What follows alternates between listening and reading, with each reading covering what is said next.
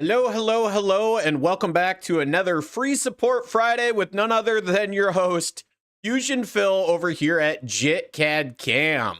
What a week it has been for us here at jitcadcam. I'm also curious about the rest of you out there, what kind of week you guys have had. I can see it's a little low on the view count right now jumping into this meeting as always, but it always picks up in the middle with a million things. And today we're going to kick things off a little different. I think we're going to evaluate some things in the machine sim side because somebody did message me on Discord this morning about having problems with a B axis on their specific machine. So as you guys know, we always kick things off the right way. I'm going to go ahead and kick this week off. Of course, I have an energy drink, as always, thanks to each and every one of you out there that support our channel, that feel that just a little bit more than a like and subscribe, you could always buy me a beer with the link down below. Cool Bug, awesome to see you.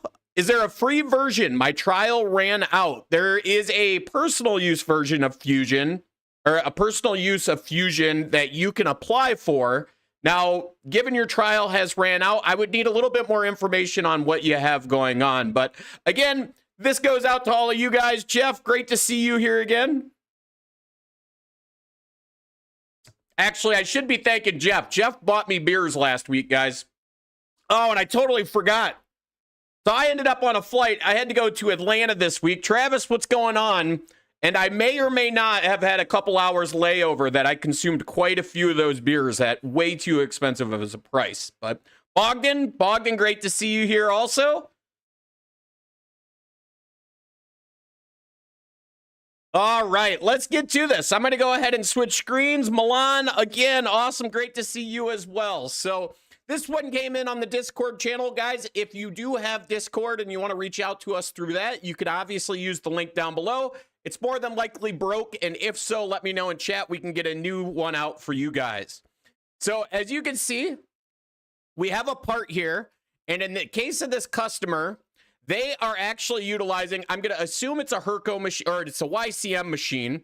And now this might confuse a lot of you because this machine in this specific configuration actually has both an X, Y, and Z, as well as an A, B, and C. So as you can tell, we actually have an A axis that's temporarily mounted over here on the right. We have our C axis, which is the table, and then the head actually tilts with the B axis. So when this was sent to me, the issue is they went in and they tried to simulate with machine, and they ran into this area. It says machine angles are not supported. So what that means is they're outside the travel limit. However, there is some information here that I can already see. So how that is they are using a B and a C axis, which would tell me the machine definition itself is more than likely set up wrong. So let's go and check out the machine definition to start with. So I'm going to go ahead and edit my setup, and let's go in and edit our machine. So, Quellbug, I see you out there. You got to apply. I believe if you do a free trial and it expires, it goes back to the personal license, but they changed things so much, it may be something different nowadays. So what we're going to do is we're going to jump to their kinematic tree.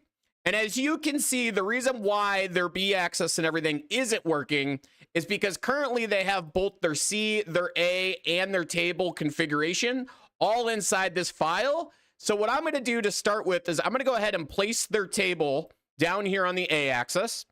And then what I'm going to do is I'm actually going to remove the C axis. Now, depending on your post-processor and how you guys set everything up can determine what your machine is capable of. Again, they have their X, Y, Z. I'm assuming this is a gantry style machine. Again, guys, can't be an expert on every machine, right? And then the B axis is mounted accordingly with the head. So let's start with that and see what we can get. And again, we're going to go in and we're going to do machine simulation here.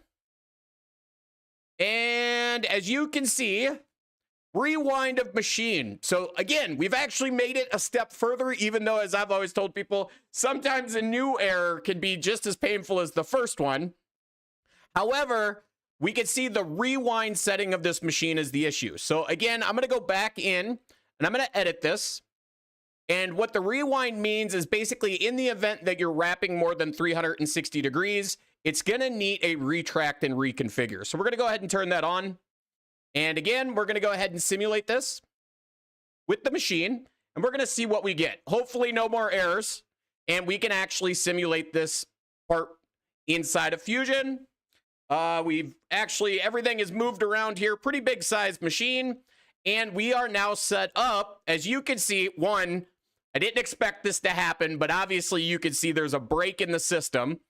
But what we're looking for is to see if the machine will actually simulate out. So as you can see, we're going to go ahead and click and drag across my screen. You can see my tool comes down, and it looks like we're getting a little funkiness now because I think it's looking at machine verification in the background. So we're going to give this a sec to think about it. And as you can see, we're now getting inside of that part. So I'm actually going to slow this down a little bit. We're going to hit play. So again, in this use case, and I've seen this use case quite a bit because Herco makes a machine very similar, is the way the machine definition is built makes all the difference at the end of the day. So as you can see, somebody did define, I'm assuming in the machine build, and we're going to verify this, that the A-axis rotation is correct. However, for some reason, the C-axis is also selected in that rotation. So again, what they've tried to do is they've tried to get this thing to do both things. However, I would tell you guys at the end of the day, when you're doing your machine simulation and definitions, you are limited by about 5 axes currently, right? So again, this is almost a 6-axis machine because of the addition of the A-axis. But I think this is enough to make that actual customer happy. And for this, nice moves, Mr. A-axis, right? So again, I did not build this machine simulation. This is a great time to tell you guys, we offer machine sim build situations, but you can see if they were simulating this, they now have the A-axis motion, which was the hurdle we initially wanted to jump over. Now, if we wanted to go a little further with this, by all means, guys, we could build our own machine definition, and we could use that to our advantage. So what I'm going to do is I'm actually going to pop open their original model, and we're going to take a look at how that is done. Now, I do got to warn all you guys. If you guys have questions at any time, any frustrations, anything that you're upset about inside of Autodesk Fusion, please let me know down in the comment section so I can actually address those issues. But let's go through this and let's see what we can do with the machine definition. So first thing I always like to do is just verify a few things in this model. Now, components are always going to be your best friend. Now, this is already something that's kind of a dilemma here, is because they have the base of that rotary is not components at all, but the actual platter is a component. Same thing here. If we go back, looks like our entire Z-axis head is one component. That's pretty good. Our spindle in itself is a course, as you can see, another component. Our table for our C-axis is an individual component. Then we have our table, and presumably there's an entire enclosure now here that somebody has turned off, which was very intelligent at the end of the day to do. So as you guys are seeing, is with the exception of a couple little things like this actual body for the rotary being bodies and not components, I don't think it's going to affect us too bad. Now, it would affect us when we go to select whatever it is we want when we define our A-axis. So let's jump over to manufacture. This is where I'm going to build a machine. So I'm going to go to machine library. And now for this, we're going to throw this in the handy dandy folder that, you know, Fusion Phil's going to delete later. And we're going to say this is milling. And again, as this pops up, we're going to go through and we're going to set up our kinematics tree. So again, we know we have an X-axis, a Y-axis, a Z-axis. Ordering these does need to be in the order at which you do things. So I can't remember if they are actually the X-axis, then I believe the Y-axis does come out. And then we do go up and down in Z. So what I'm going to add here is my first rotary, and that's going to be a B-axis. Now, when it comes down to the table side of things, right? So we're going to have to go ahead and pull the table out of the way, and we need to put the head of the machine on the B-axis. But my table now, again, we're going to add another rotary axis. Now, that could be an A-axis, and we could also set this up with a C-axis, but I want to show you guys more about the selection process on what we're doing. Now, something I am going to poke at in a post here in a minute, and I don't think a lot of you really realize this, is in your post-processor, you can control things like the ability to move to a specific location when you're doing a tool change. So if you have long tools, big rotary parts in the way, you can actually control that utilizing a home position and actually set a home position to put your machine in when it does tool changes, right? So it could be G53, X10, Y5, or however you want to define it, but it is something nice to do to just go to a location for home position and plug that info in. Now, Autodesk, if you're watching this video, as we all know you do, it'd be nice to see an area for tool change position so that we don't necessarily have to move our home position, right? So as you can see, we could tie our Postprocessor to this. So that's that lovely hide and hind post. And again, we already know that we need to retract and reconfigure. So as you can see, I've built my machine. I now need to go in. I need to go back to edit. But what I need to do is I need to actually attach the model here. So we're going to go ahead and grab my model that's open. And then we're going to open up the machine builder, build out what we want, right? So as you can see, here is my lovely machine sim. Live free machining. What is live free machining? That's a good one. My boss, Paul, needs help with tapping on the lathe. Is that who just called me? I did see my phone going off over there. If he can send me an email, I'm happy to look at what he's got going on. Or if, yeah, it is him. Okay, if you guys can put a message as to what he needs in tapping, we could take a look at it after this. So we're going to go ahead and now we've already built our machine definition. So I'm going to set up my machine model. So again, as you guys can see, we define where our tool mounts.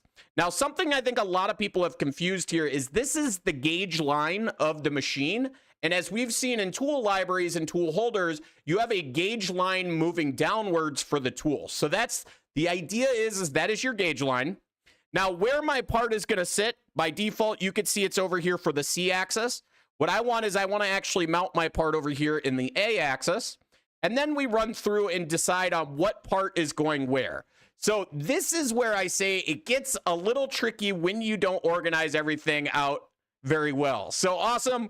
Okay, you'll send me an email. Are you okay if I show that on YouTube Live, whatever that problem is? I always have to ask that question. So when we go through and decide what we have going on, so we have, of course, our bed. Our bed is our X-axis for movement. Our Y-axis now is basically the head of this machine. So bear with me, guys. I got to figure out which one is which here. So our Y-axis, actually, we have some stuff pre-selected. So our Z is there. I might have been backwards on our Y selection. Our Y selection might actually have to come from the machine base. This is what I love about doing this stuff live. So that is actually our X. Y should be up and down, but I'm not seeing a column anywhere, which is kind of crazy on this configuration. So we have our Z axis. We have our B axis. Now, again, we need to define our B axis.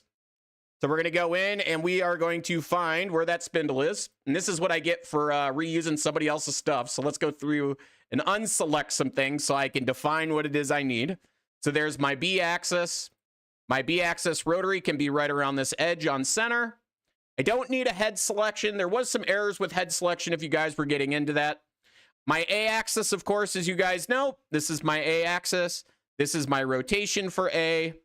And then we could go in and test this out. So again, depending on how you define everything, in this case, I actually got that backwards. I need to change because the table is not actually the X-axis. And then our Y-axis moving in and out. So I've actually got those two things backwards, it looks like. And my Z-axis up and down. And then lastly, we have our B's and our A-axis rotating on the table. You said that was fine? All right, cool. Let me know when he sends that email and I'll pull it up here. So let's go back and fix the two things that old Fusion Phil got wrong. So again, we're going to go in and we're going to set up our machine. Again, my X-axis actually isn't the table. And in this case, I need to go ahead and define my Z-axis. My Y-axis is going to move in and out. So I may actually go off of this guy here. So again, bear with me on the familiarity of this machine. Is whether the table goes in and out or the head goes in and out. And from what I'm seeing, it looks like we do have a simple body in here that somebody hid from me. There it is. So what I was looking for is basically what I need is this column to go left and right, and then presumably the head goes in and out on that column, right? So again, is we have our X-axis now, which can be this body, but the problem is the selection of this body is going to do everything underneath, right? So this is where the component organization and the big mess of this file can actually cause you quite a few problems. Now, what I'm going to do is I'm going to go ahead and hit OK, and we're going to hide everything as somebody else has already done. And we're going to retest how our preview works, right? So now we have our x-axis left and right. But as you can see, because the table is attached to the head in the way we've stacked everything up, the table is now moving in that kinematics organization, right? So again, this is the fun, as you guys can imagine, me living my life and doing this job day in and day out, that you have to work through these problems. And I almost kick myself every time I try to work with something somebody else has. So let's go in again and let's pull that X and the Y. We're going to go ahead and turn some stuff on. This time, we're actually going to make this our Y-axis. And then with that, let's go ahead and look at our X-axis. And let's just test our Y before we do anything else. So with all of you guys coming in and going out, feel free at any time to reach out with any questions you guys may have. So there is our lovely in and out, as you guys are seeing. And now we need to define our X is now in motion as well. So keep in mind, I would never build a machine sim for you guys and send it to you this way. However, you can see that we can actually go through and set up that stuff and get it the way we need it. Again, the whole idea here is to get that A-axis motion, have our B-axis head, and then everything else across our part as we move. So I've seen this asked quite a bit now, is now that we get things moving the right way, is how do we set our machine limits and all of that, right? So you actually have this home position. And as I told you guys, there is the ability to use that home position for tool changes, right? So in my X-axis, let's say I want my tool change to be over here to the left from its home position, right? So let's go back in and we're going to edit our definition. And with that, we can go to our kinematics tree. So we're looking at our X-axis. By default, it was set to unlimited, right? So let's say, for example, we want to limit that, and we want to go from -1000 to 0. So again, small changes will actually make a big difference with what we're doing inside the software. So again, we're going to preview here. Now you can see my range is 0 to -1000. Again, we could make that 2000, 3000, whatever your machine actual limits are. And we can go back again as we'll edit this. And in our kinematics tree, this time, let's actually say it is -3000. And I'm going to make the home position at -1500, right? So what's going to happen now is when we simulate and preview this machine, notice how the spindle is starting at 1500. Again, using that home position, or if Autodesk releases it, a tool change position, which, so you guys know, I actually have the ability to put a tool change position in the Postprocessor. But as you can see, we still have full machine travel, but just using that home position later for us to do a tool change so we don't smash into anything, right? So again, we've kind of remedied this. We've fixed it by adjusting the kinematics tree and getting everything set up to work properly. So let's dive into the post-processor side of things, but I am going to check my email real quick to make sure that there isn't an email from somebody out there looking for tapping help. I can only imagine what kind of question I'm going to get on tapping here. All right, we'll get back over here to OBS so I can see you guys.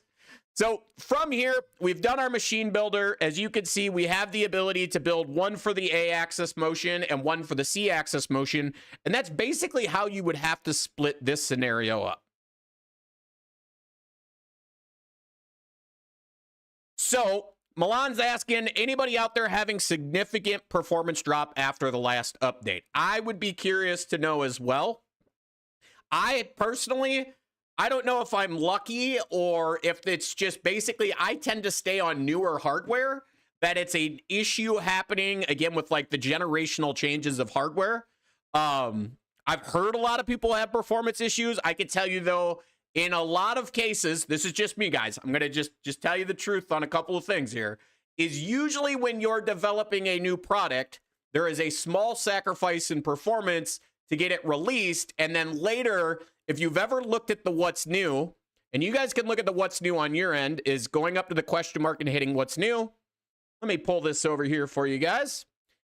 you will see in a lot of cases, one, there's the release of everything new inside of the software, but you have a lot of things like usability. There's the ability to also go in and they do performances, and you can read through these notes and kind of see what all has happened. Now, again, this is what I say is I've seen this a lot in software. They add some brand new things inside of here, and then next thing you know, performance drops a little bit, and then they're going to go back and they're going to revisit how they did that to improve upon the process. Very common, right? Now, keep in mind, this is the other side of that is I've seen a lot of customers, because of the whole Windows 10 versus Windows 11 thing, have performance drop. But then when I look at a Windows 10 machine they're still using DDR3 RAM. It's like a 5th generation i7 processor when we're looking at 15th generation type stuff. You guys know dark mode is available. Bogdan, we talked about dark mode a few weeks ago. You guys do have the ability to turn on dark mode now. So again, is you can go to your preferences, and then inside your preferences, you have theme, and you can switch from classic to dark blue. And what you'll notice is everything is in dark mode now. Now, again, in one of my previous videos, we've talked about dark mode. My biggest request would be is black outlines on all the logos. I feel like, in my opinion, I like to see an outline in black. That way it makes these actual things stand out a little better. I do know my only complaint about dark mode right now is the fact that when you go in and you select something, if you notice the color, so I selected this component, it almost needs to be opposite, right? It needs to show up gray, not blue on selection. So it's a little difficult to see when you're picking components and stuff in the actual tree. But outside of that, everything seems to be working quite well in dark mode. I'm going to go back to light mode. It's just me. Nothing against anybody else, but I do like my fancy black outlines on a lot of my toolpaths. So let's look at a post-processor now. So what I'm going to do is I am actually going to check this post-processor here real quick to see if that post-processor has the ability to turn on that home position that I'm telling you guys about. So what I'm going to do is I'm going to Control F and I'm going to type in home, and we're going to search down a little bit, because what we're looking for is this retract section, right? So when I tell you we can send the machine to a home position for anything from indexing to tool changes, it's actually right here in the actual program. A few other things you can do. Now, I've had this. We were just working with somebody on a brother's machine. G53Z0 is actually the spindle down inside of the table of the machine. So you could use G53 in this case. So we're going to go in and we're going to say G53 for X and Y. However, I want my G28 used, or G30, on my actual Z rapids and retractions. Now, if we go down a little bit further, you have the ability to go in, and now you have home and XY on indexing, on tool change, as well as program end. Now, this is the tricky part that some of you are going to fail on. I shouldn't say fail on, but you can't just put true or false here. This is where we're starting to see is what it's asking you is to actually input information as such. So again, is if I wanted to go X and Y, I can go ahead and copy that. I'm actually going to copy this one with the lovely yellow brackets around it so I don't have to type in things. Highlight false, and I can paste that in and hit save. So what that is now going to do on a tool change, it's going to go to the XY position, the home position from machine definition, right? So again, some very pro tips for you guys out there. You can also tell it, in this case, single line, true or false. That will send X home before Y. If we put Y before X, it'll send Y home before X goes home, right? So again, is instead of a dog leg motion, we can actually go in and define this to go and say, I want to do it in a single direction. And if you guys want to see this, let me know in chat. I'm happy to pull open the old debugger and see if we can't get some CNC code here for you guys to see how this works. So again, we're going to go in and we're going to say facing. That is G53 is not defined. So let's get that moved back. I'm going to undo all of this fun stuff that I did for you guys here so we can get some G code. And of course, we're looking at a hide-and-hind post, so I don't understand any of this. So I'm going to do what I do really, really good, and we're going to just go steal the good old FANUC post. So I don't have to play the game of resetting my brain on everything going on. So let's see here. Do we have? We don't. I finally cleaned out that folder. Did you guys see that? Good old Fanic. We're going to copy, throw it up here where we don't need it after today. And let's edit this post. So with that, we're going to go ahead and just create some simple G code. Where is it here? Milling, duty. Actually, let's do a tool change so you guys can see this sequence, right? So again, I'm going to go into my post, Control F, and we're looking for the word home. And what we want to do is we want to get down to this section of retracts, right? So as you guys can see, we're now in the retract area. And if I was to plug in axis X and Y, and I'm going to do this on tool change, and I'm going to hit save. And what you're going to see now is we're getting a G28, G91, XY call out prior to our tool change block. And it does that down here too. Again, the home position from our machine definition, we can pull through and utilize that address in that location. Same thing at the end of our program, as you guys may know, is if I didn't want to send the machine home at the end, I could, of course, change out that XY for a false, if we can spell, and then we can hit save, and then you have no XY home position at the end of the program. Again, this is the fun of how Fusion works nowadays, where I've also seen, okay, just bring the table forward and Y, right? So again, is instead of sending all axes, we're just sending a axis back to where it needs to go. Now, if you wanted to do X, Y, and Z, granted, we have Y up here. Again, we could say X, comma Y, comma Z, and we should get all three axes. Now, it already knows it's at home, so there's going to be times when you guys are in here that it's not going to seem like you add something and it works properly, right? So again, we're just going to use our X and Y because we're already home in Z. And then if I wanted to add in single line, right? So again, oh, we're going to scroll back over to get us a little more room to see what I'm doing here. We grab that single line call out, and we're going to add that to the end of wherever we wanted to call that out. So again, we're going to say single line true. And as you're going to see now, if I scroll up, we can utilize the single line call out for that homing position. So in this case, it actually didn't go through. So yours truly is probably doing something wrong here, as always. This is why I love doing stuff in real time. So by setting it to false, which makes no sense, I want it as a single line and true. I would assume it would put it on single lines. So leaving it as false is actually going to put it out as single line callouts. So again, I believe if you now go Y, comma X, we'll go ahead and hit save. We now sending Y to that position and X to the other position, as you can see here. How many of you guys learned some new stuff today? Anybody? Going once, going twice? You know what it is? I know why that G53 didn't work. It's because I didn't do this. Now you have G53 for Y and X. If I wanted that to be 28, like we kind of talked about, and then I would like Z in itself to be G53. Oh, got an extra set in there. There we go. So now, kind of like I told you guys, G53 Z0 is happening separate from G28 0. JC, great to see you in the chat, my guy. I still didn't. Oh, there it is. Paul sent it in. Tapping on T42 Harding.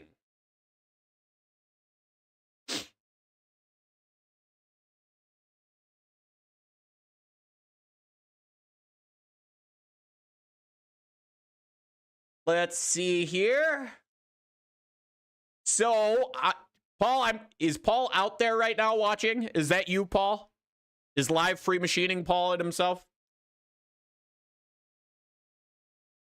So, Paul, the thing is there's a couple of things based off the issue that you're having. So his problem is he's doing a tapping cycle with a free float holder, and it is ignoring the pitch and rams in and reverses out.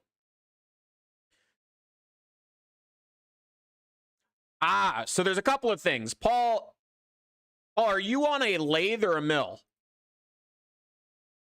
Give you a second here. This is the fun of this channel, guys. You guys get to come in and put me on the spot and ask me all kinds of questions. We'll get Paul here a second. In the meantime, anybody else have any other questions to kind of get things going more? I know we kind of dived into machine sim and a couple of really different things. So you're on a turn mill. Okay. Is that a rigid mounted tool or is it a live tool?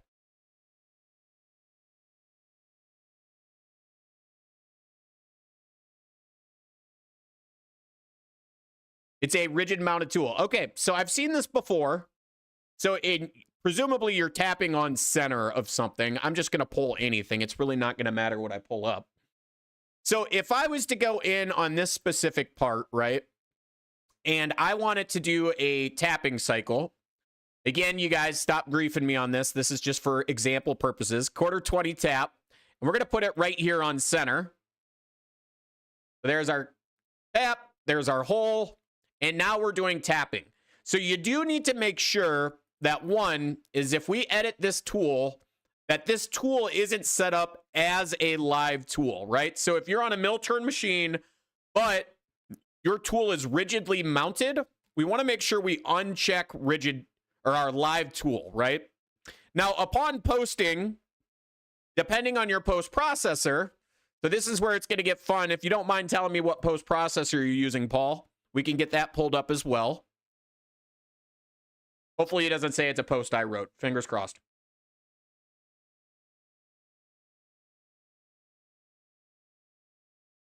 Give you a few seconds here. Or if you want to email me your post, I'm happy to take a look at it there as well.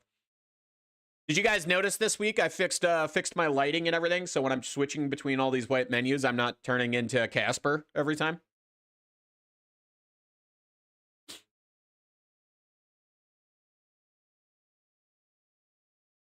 Well, we'll give you a couple more seconds there. Do you want to send us your post, or if you could tell me what post you're using?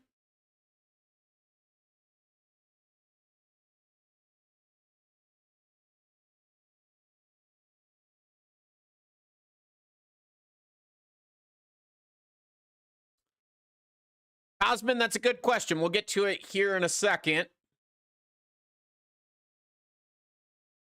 It's custom. Okay. Paul, I would have to have you send me your post processor because without really knowing, what machine is it for? From CAD Pro. Well, I didn't want to say, I shouldn't have said that out loud. Nothing bad against CAD Pro, guys. CAD Pro is a pretty good company.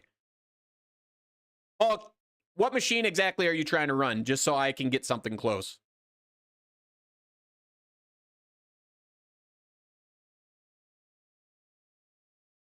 The Harding. What controller is it? A Harding Control 2? I don't know. Is there a default Harding Control? Oh, it's a Fanuc. That's easy. It's my favorite. Fanuc turning post here. So keep in mind, there's a lot of different posts for you guys out there. The basic fanning turning post works pretty good, but sometimes you need to start, and I usually point people at like the DN Solutions post because it's got a lot more capabilities out of the box as to what you can and cannot do. So I'm going to get the DN Solutions post. And then from that, what I'm going to do is I'm going to post just this tapping cycle. Paul, I'm going to need you to take a look and tell me, does this tapping cycle look like yours, or is this way off? Because the couple of changes I normally see is, one, we're calling M29 and a P11. I believe P11 is a specific spindle on this post, but you may be doing something a little different.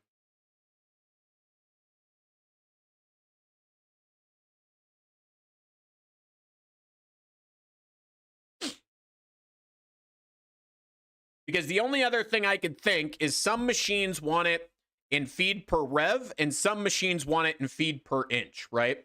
So this is, again, something that I commonly see or I get asked about inside of Autodesk Fusion is feed per inch versus feed per rev in certain situations. And those are changeable inside your post processor as well.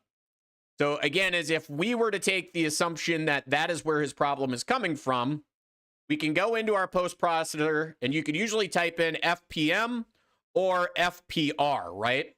So as you can see here, the feed format actually has two options above it. So you have FPM, which is feed per minute, or FPR, which is feed per rev. And depending on which one of these two you plug in here is actually going to change or flip-flop how it calls it out when it's post-processing.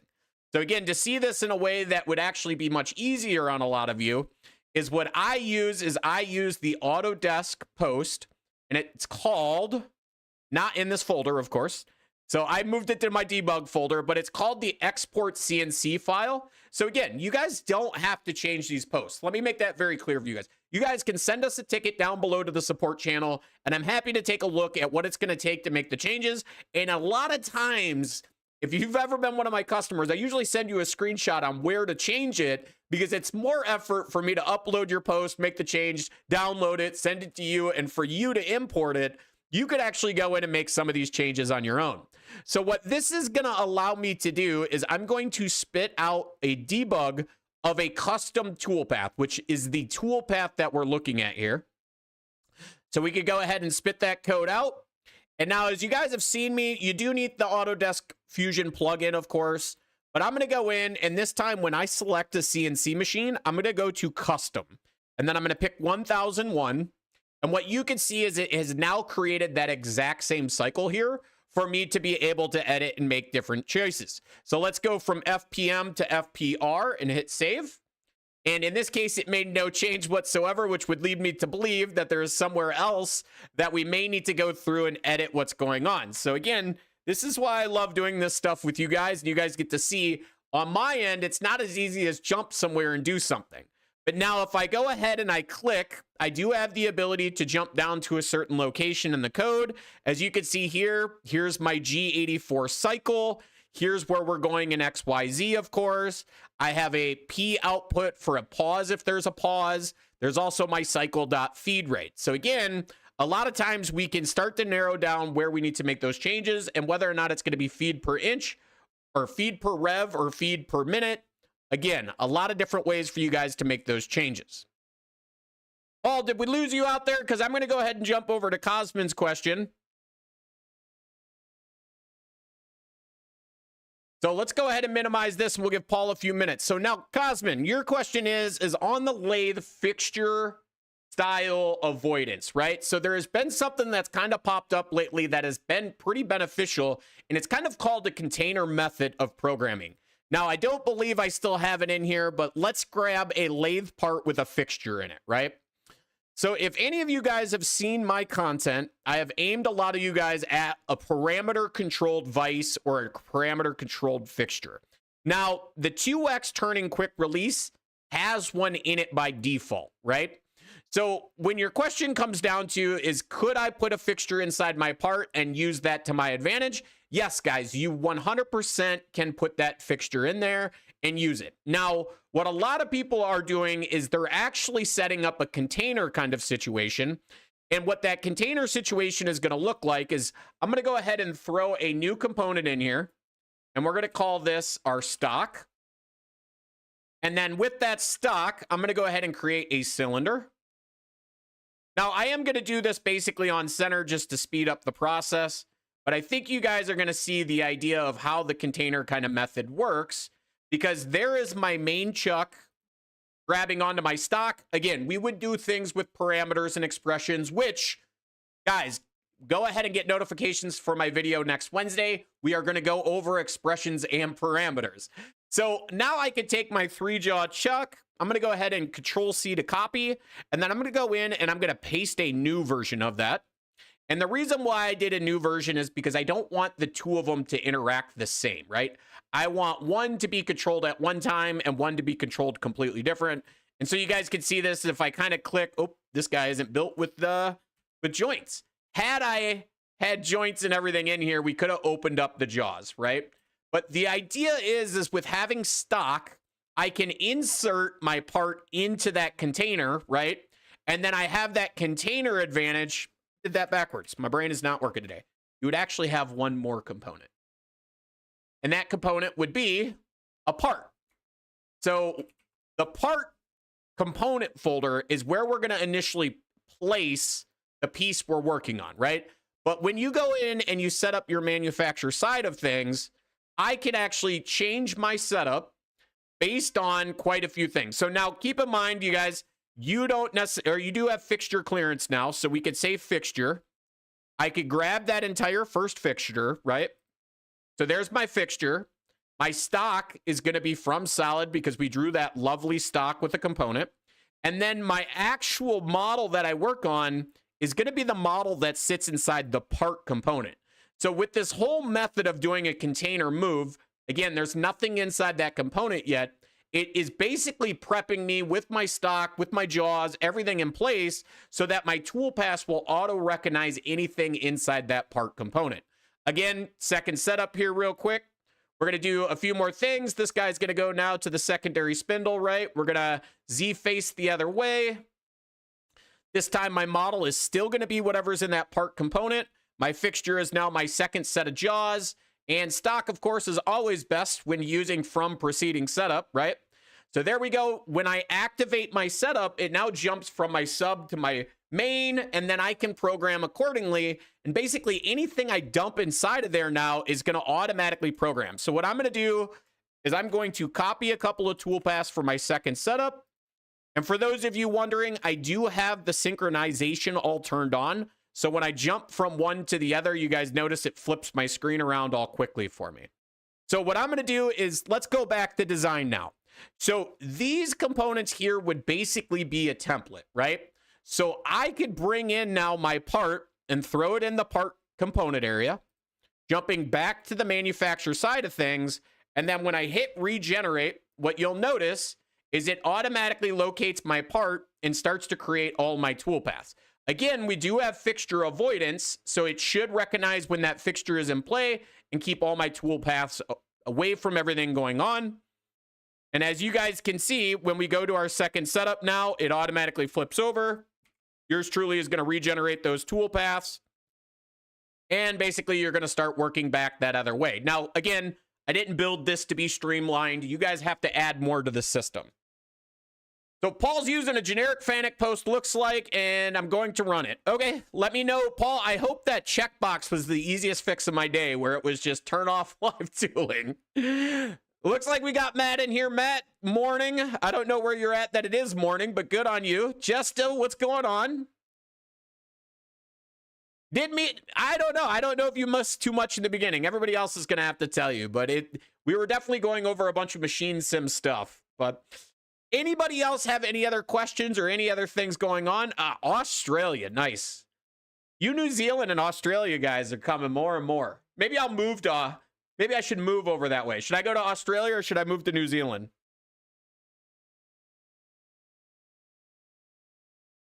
I'll give you guys a few minutes.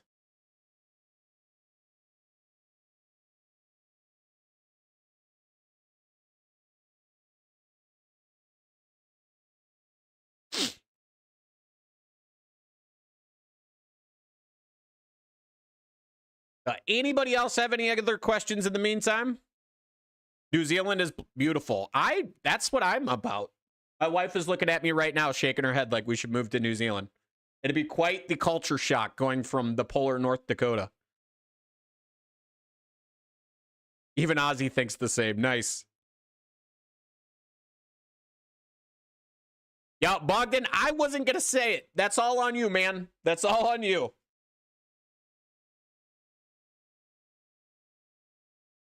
Jesta's got one, but he doesn't want to throw me under the bus. Throw it this way, man. Let's see it. I got to do something for the next hour and 15 minutes. And Matt's sending one in too. I love this. You guys, apparently the dudes overseas are where it's at. They're like, oh, we got all kinds of problems.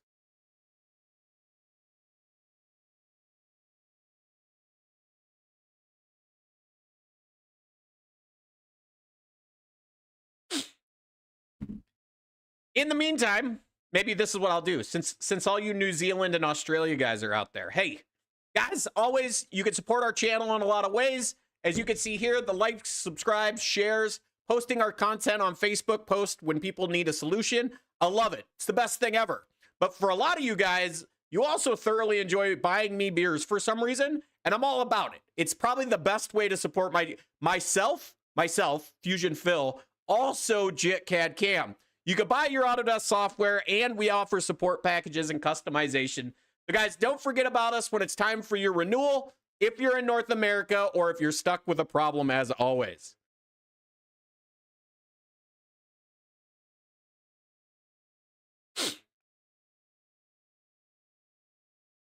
World famous for nothing. Bogdan, I love you. You're a good dude.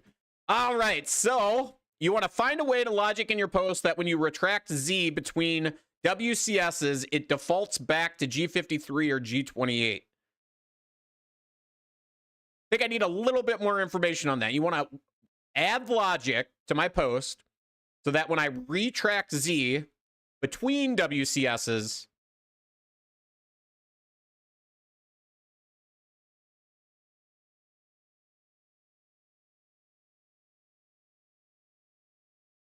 I see. Okay. So there's a couple of things I could tell you to do, and you may have actually missed my whole spiel earlier when we were talking about machine definition.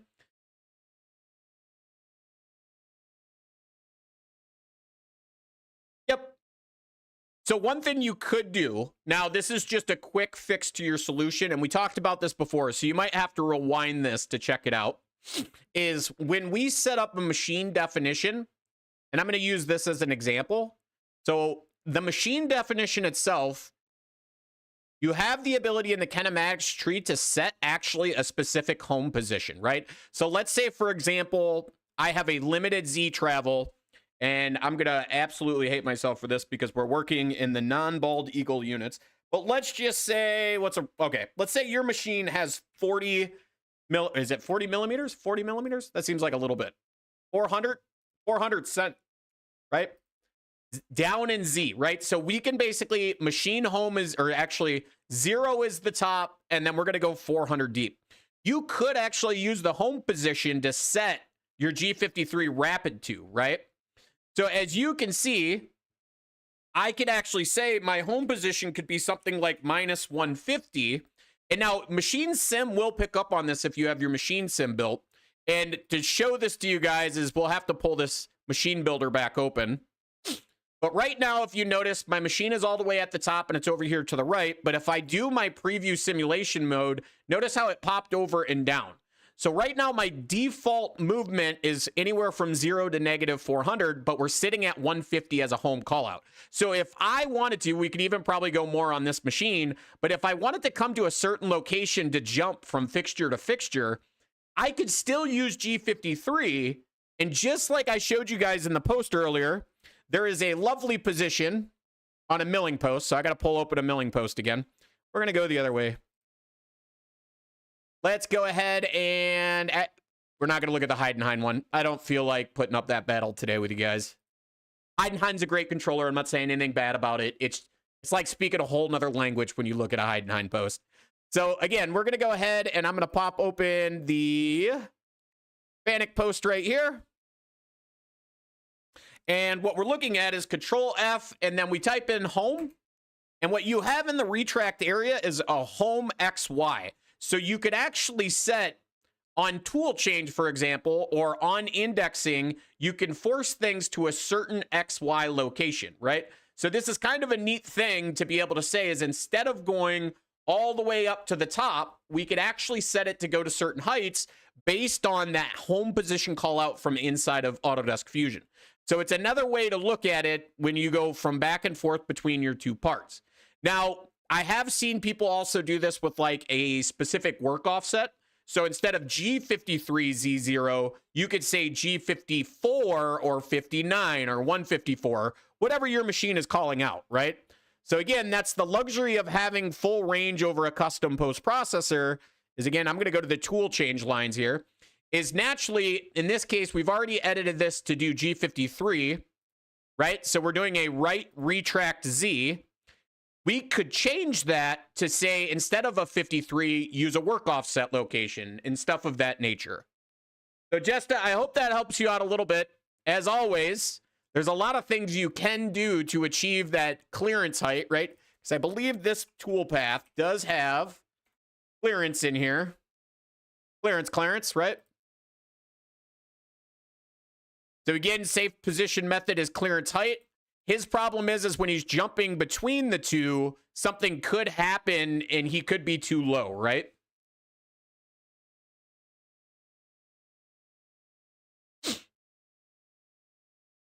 Yeah, so you could do a combination of things too, Jesta. It's completely possible. Is in this case, they've actually hid the clearance height option.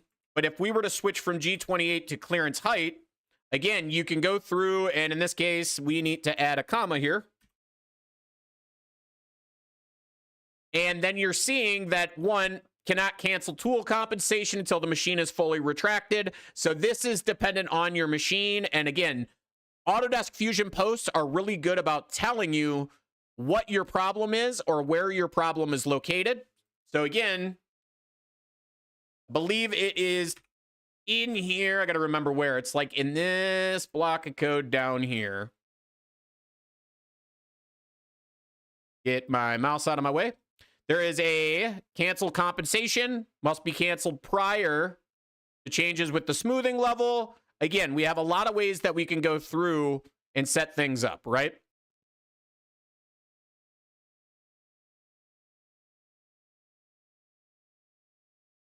Let's see what you got here. That's the only one when you need to comment out the 3D check as will fail when you try to do work with the fourth. Correct. So this is where, and this is a really good example. I'm glad this is getting brought up. As you guys can see, is there's times in certain situations where people want certain applications.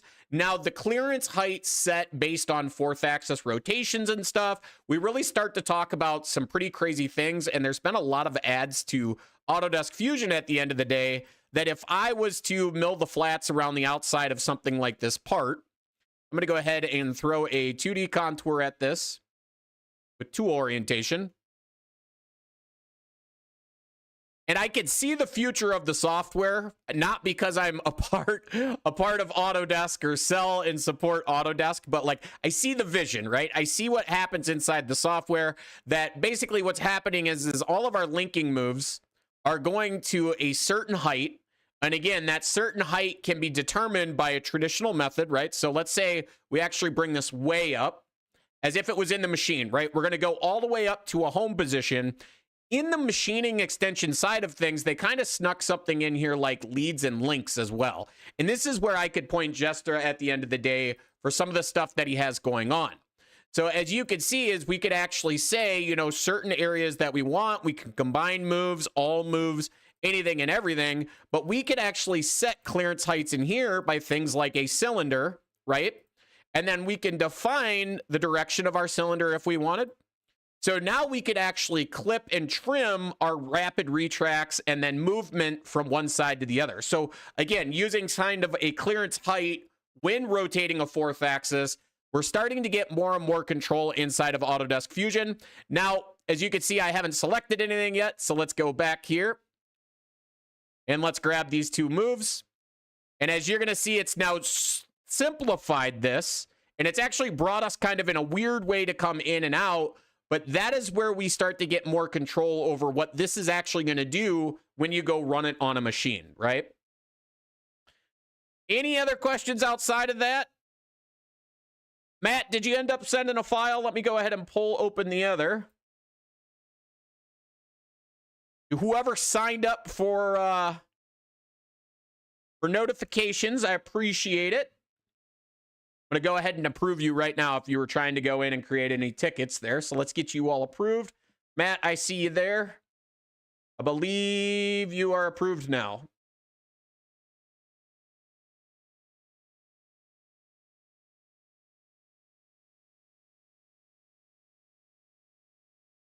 Get back over here and see if there's anything in here. Any other questions outside of that? Oh, you just sent it on Discord. Awesome. Let me get over to Discord.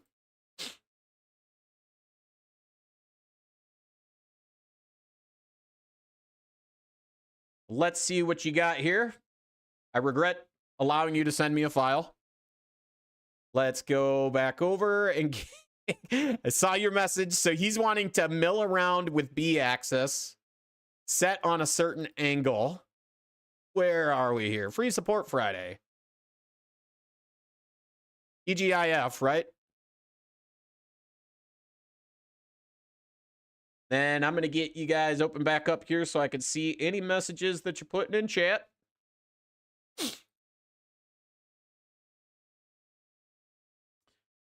So I assume you want to cut this like with a swerf toolpath is what you're going for. Now, my question would be is, one, do you have an actual B axis on your machine? Because I just did a post-processor helping somebody else out. They have a manual B axis. So let's jump over to manufacture. We're going to go ahead and get our turning mill turn set up. And of course, we could throw a couple of toolpaths at this real quick just to rough it out.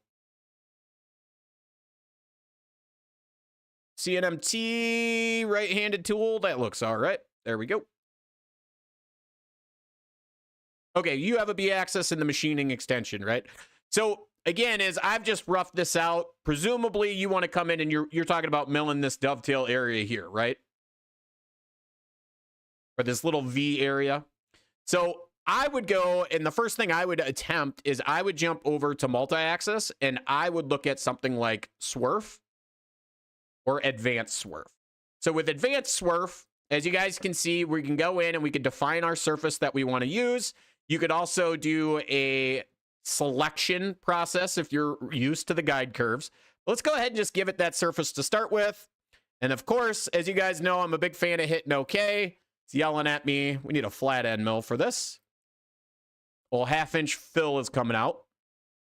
And let's see what we get. So as you can see, Matt was completely overthinking the entire process. I'm just kidding you, Matt. I have actually created a toolpath relatively easy to the point where I'm almost a little scared that it worked. But you can see that advanced swerf toolpath, the only thing I really defined was a face. And that was it, outside of giving it a tool. So Matt, does this look like it's going to work for you, or do you need a little bit more to it? Because I assume you'd probably want like multiple stepovers or something. And then of course, because your clearance.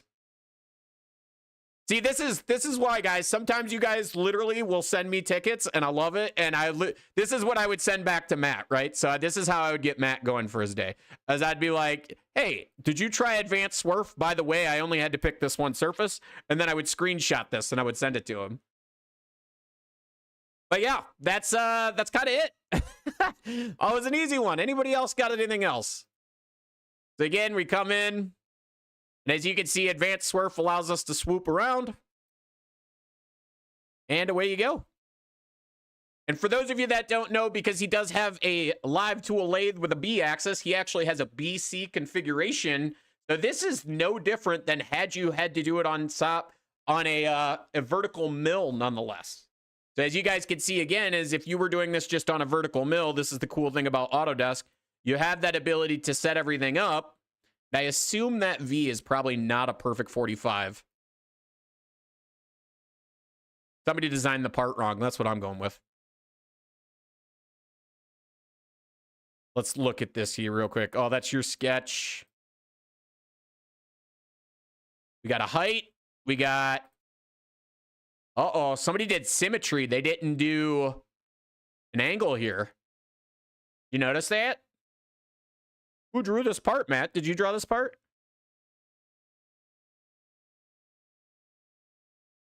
Because if we put a dimension here, it says 90, but I'd be curious if it wasn't because of the way that toolpath was. How to create a custom tool holder for a live tool. So you're going to hate me for saying this, but outside of pretty much the standard, simpler types of items, you're not going to get much on the tool holder side. I know Autodesk is doing a ton with the live tooling and things inside of Fusion. Oh, no problem. There you go. Perfect. But on the tooling side of things in your lathe library, let me go ahead and get to my tooling library if I can find it here. Where is it? Let's go to the TL1. So when you create your turning tools, it's still very generic today as to what you can and cannot do, right? So if you're looking to do something extremely crazy, and I think, what was that, a WTO? So you don't have a T, so you may need to enter something as a custom situation, right? same with the actual tolerancing. So this would be kind of something I would need to look into a little bit more with what you have as to how you can go about it. Now, personally, at the end of the day, in most cases, we can get something close because what's really happening is the G code is calculated from the contact point. And that being said, is depending on what the tool looks like, if you're not doing anything crazy with undercutting, we could do probably quite a bit. But let me do this here real quick. I think I can highlight this and see if I can pull this up on another screen to get more spec data on that tool holder.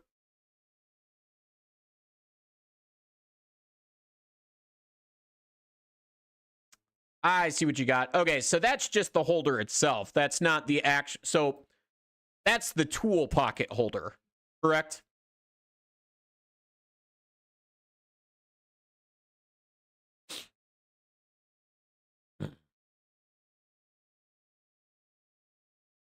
Milan, you still there?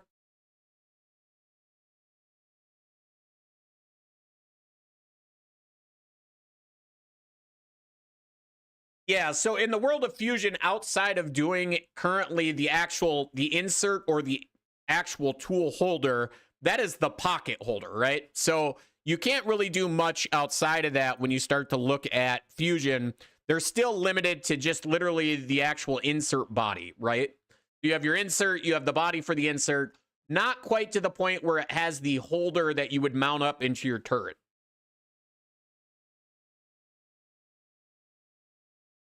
Now, again, I think a lot of us are waiting for it, and we're hoping for everything and anything, and I don't want to be the one to show you these tiny little secrets in here, but you can see some foreshadowing if you know where to look inside of Autodesk software. So if we go to that Doosan mill turn post, for example, and you search things like machine, you can, in some cases, find things like the correct terminology so that they're setting up certain situations for a machine simulation. But you didn't hear that from me. I didn't say it. Don't hold me accountable. Down here somewhere. You guys will find it. Machine configuration. Could you imagine where machine configuration and everything starts to play in? I can tell you this is in the world of machine definition, I've seen it quite a bit where people don't realize you can build a machine for your turning machines, right? So anything that is a lathe at the end of the day, you could build a machine definition, and that's actually how you can control things like main spindle, sub spindle, and stuff like this. So I just did a generic mill turn machine. As you can see, the kinematics here is just a single spindle. So not a dual spindle, but a single spindle. And that's where you can go through and you can build those out going to turn mill. Of course, you could do dual spindle Y-axis lathe with live tooling. And it basically builds everything out for you on the kinematic side to start controlling everything, right? As you can see, the limits and everything, you could set your limits, machine travels, max RPM on your machines, things like, or max spindle RPM. So you could set your max speeds. If you're somebody with a couple of lathes, 2,000, 3,000, 6,000 RPM limits, it'll alarm you out and all of that. Again, I'm not telling you guys where to look, but it's just kind of funny that a lot of this stuff is starting to come through, right? So is there a good workflow for using adaptive with multiple step downs for a deep pocket? For example, and have a second step of the adaptive, leave more stock to leave, do not rub on the tool shank. Yes, that's actually a really good question, Matt. So what you're looking for, trying to think of the best way to pull this up. Actually, I think I still have a milling part open. So when you create any type of 3D toolpath, you actually have what's called shaft and holder. And in shaft and holder, you have what's called pull away, which would be the quickest and easiest way for what you're doing. Is what is going to happen based on your tool holder and your tool profile, as well as, again, shaft, flute length, shank, all of that, is it will pull itself away from the part as it starts to get to a point where it can't reach with that tool, right? So as he was asking, if I had a part, let me just draw some fancy rectangles for you guys here. Something like this, right? And let's just say this is much taller. If I go in and I manufacture this, And I'm going to do something like adaptive clearing. And of course, you guys know me as the half-inch fill, right? At least some of you are probably laughing about that comment. But if I turn on shaft and holder with pull away detection, what's going to happen is as it works down around this part, wherever they're stock versus model, of course, you're going to notice inside this pocket particularly, we're going to stay away based on that tool and that tool holder getting close to that model, right? So this will take a second to calculate because it does have to remove passes automatically. And Matt, what does that look like, or what does that sound like on your end? Does that sound like something that's going to work and do what you need it to do?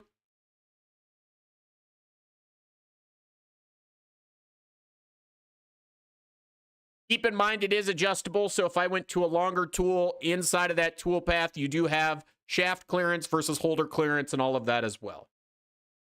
But if you're looking at this tool path out there, and if we go ahead and hit F8 and then F7, again, as that tool worked its way down, it doesn't stay perfectly down that flat wall. It's actually stepping itself out and away, which is kind of getting you a little different staircase effect. So that is not actually making contact.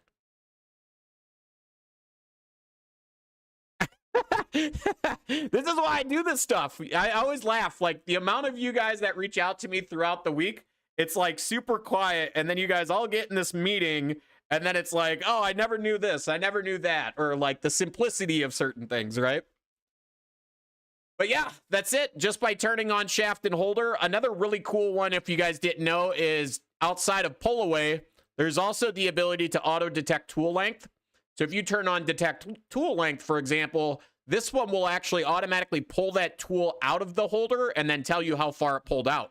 So again, now we're back to that traditional mindset of a square pocket roughed out. And then if I click the error, it actually is telling me as the operator, I need to update from 1.1 to 3.7 inches, right? So I need to pull that tool out a minimum length of 3.7. And just so you guys know, this also does have a 200 safety boundary based on this.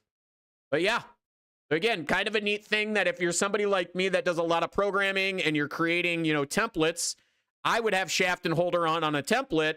And then when you go and set everything up and do your setup sheets, of course, you're going to see the new settings on that tool are now on your setup sheet even.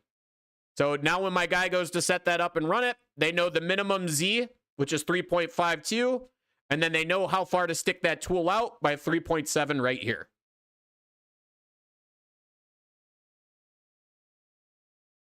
Other questions? That was a good one. I always realize people do miss on that stuff because you could do shaft and holder on almost any tool path. And keep in mind, if you guys do have the machining extension and you're doing things like multi-axis tool paths, shaft and holder is actually on by default to ensure that you're not causing collisions and problems. So I've seen this a lot too, where you're like, man, I know that thing can do what it needs to do. Well, it's usually something like collision avoidance or shaft and holder avoidance causing dilemmas on the tool path. Good news, we're almost up to 100 views. Let's go. You guys keep them coming. Any other questions? I kind of thought today would have been a super slow day because it's the end of the month.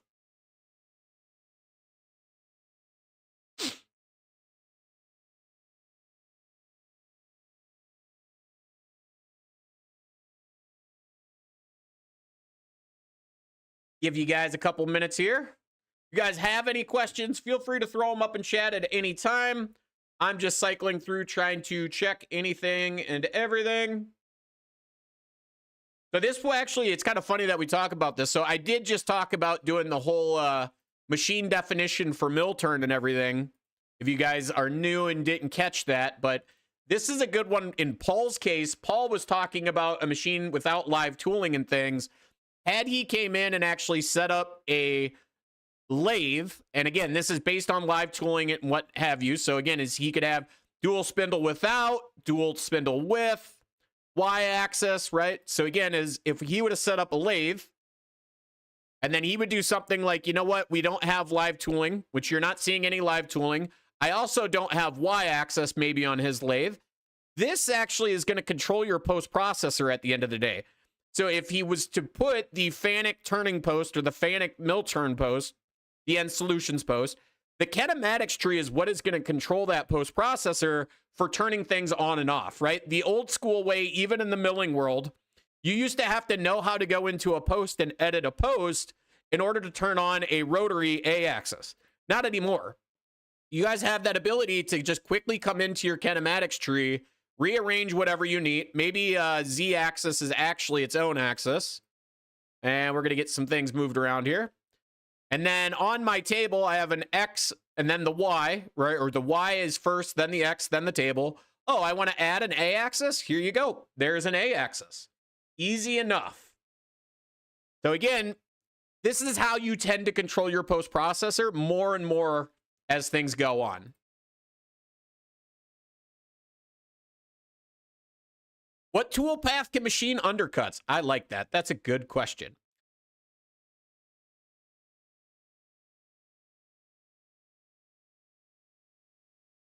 Is that a Doosan mill or is it a Doosan lathe? That would be my questions, Matt. We'll go ahead and do undercuts here in a second, Christinell. On a mill. Awesome. So again, based on machining and what you have set up and what your question is, of course, is if I was to do a 2D contour around this part, and I'm just going to drop this down by like 0.5.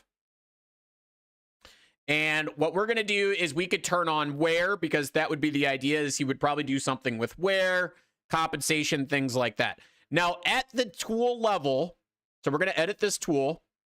We need to go to post process, and we need to make sure that we're doing break control is turned on by default.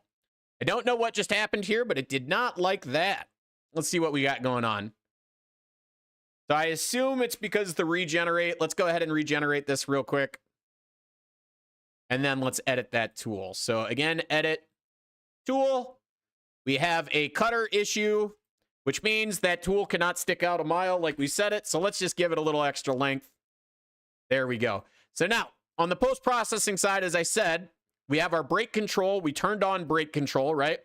So when we post this out, again, depending on the post-processor you guys are using, I'll use the Haas Next Gen control just because it's right here. I have tool breakage tolerance, right? So if I see more than a 15 thou variance in that tool, right? We broke it good. We smashed it, right? It disintegrated because you guys are out here running high-speed steel and like 316 stainless, right? So what I'm going to do is I'm going to post this, and what you're going to see is based on that information. In this case, I actually don't see the break detection. So we're going to have to make a change to the post, or I'm going to have to go back and reevaluate why it didn't do the break detection, right? Now, every post is different. And some of them actually have the ability when you're inside of there. I think I know what it is. Give me one sec here, because the problem tends to be is if you don't have a tool change, so you guys know, it doesn't do a break detection. So we're going to go ahead and throw a facing cycle at this right after and repost. There we go. And now you can see, because in some ways this makes sense to me, and then in other ways I can see both sides, right? Like you're like break detection, but I'm not doing a tool change. Yeah, because they're anticipating you're going to look at the tool, right? Like that was the last thing you did. But because we have break detection on, the actual Renishaw cycles are in here. Very easy to change. Matt, in your case, if you need a different cycle, again, you could Control F, basically that program number, and find it inside of there. So again, as if I was to post-process this time, and we're going to go ahead and jump into the library of stuff that I've destroyed this week. Fanuc. Again, depending on the post-processor, some of them do have the actual cycles built into them. I don't see it in this one, at least not a break detection amount. And let's see what we get. So see, this one failed. Cannot cancel tool length. And the reason why this one failed is because we absolutely butchered this earlier when I was making all kinds of changes. But you can see, Matt, that there is a way to turn that on and set that as you go. So machining undercuts. So this is always a good one. I like this question a lot. So I'm going to change up this file. I'm actually going to draft some walls here. So let's go ahead and add some draft. And what I'm going to do is I'm basically going to make an overhang, right? Now, I guess I should ask the question, Christinel, are you wanting to do this on a mill or are you wanting to do this on a lathe? That's always a good question to ask before we get too far down this rabbit hole of being wrong. Give you guys a couple of seconds here.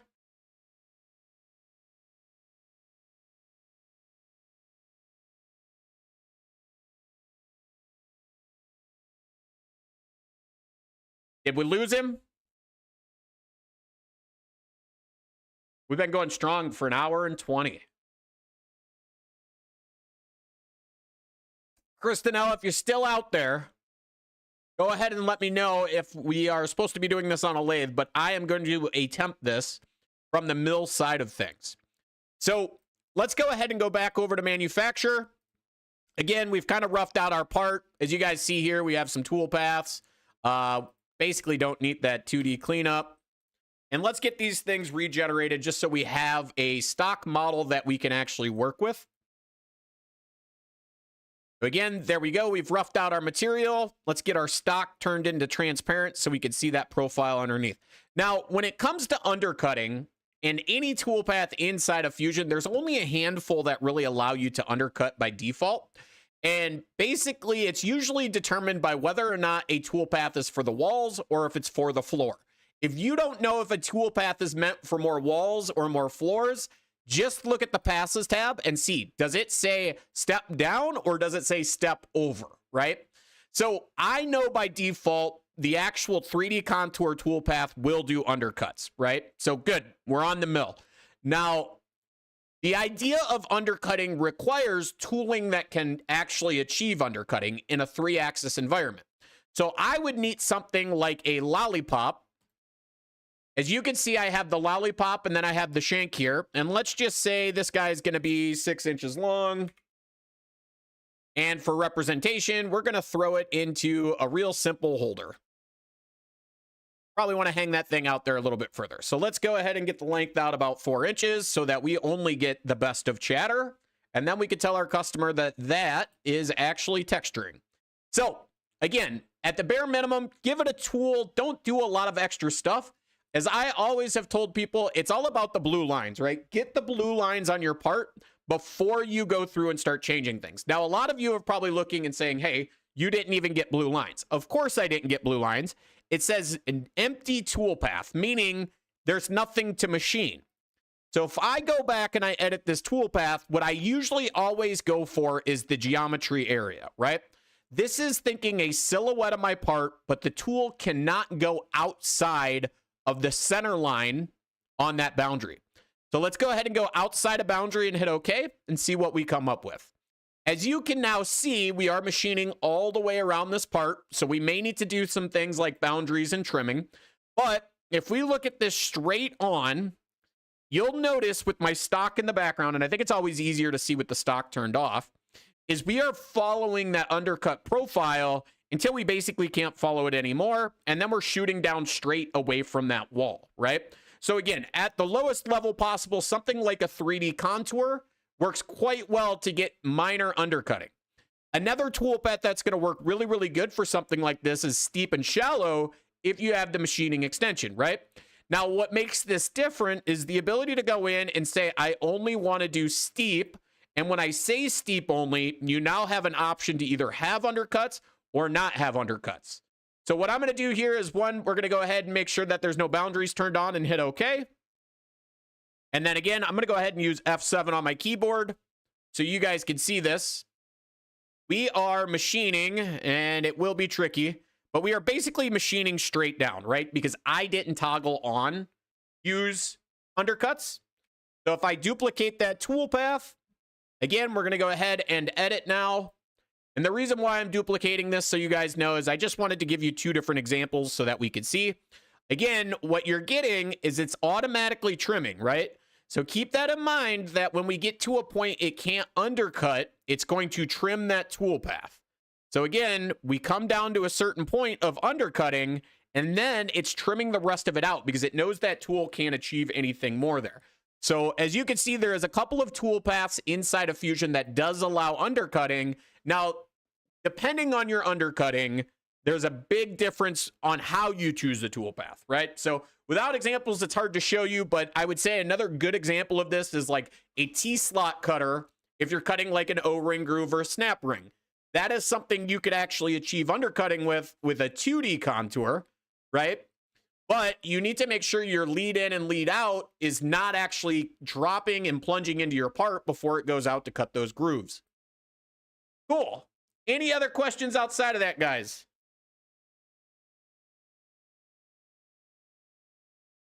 I'm going to go ahead and open this all back up to you guys. So if you guys have any questions, feel free to put them in chat right now. You could also message me directly.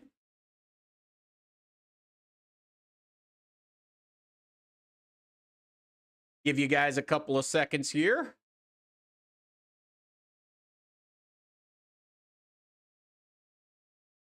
Had a phone call that I missed, and I'm taking a look at who that was calling me, because I'm going to have to call some people back after this, as always. And some of you may or may not know this, but basically, when it comes to Friday, I start this live stream, and then after the fact, it seems that with that, my day actually starts about the time this live stream gets over. Because all of you out there with the last day of the month, trying to get your stuff out, shipping it to your customer, all of that fun stuff, right?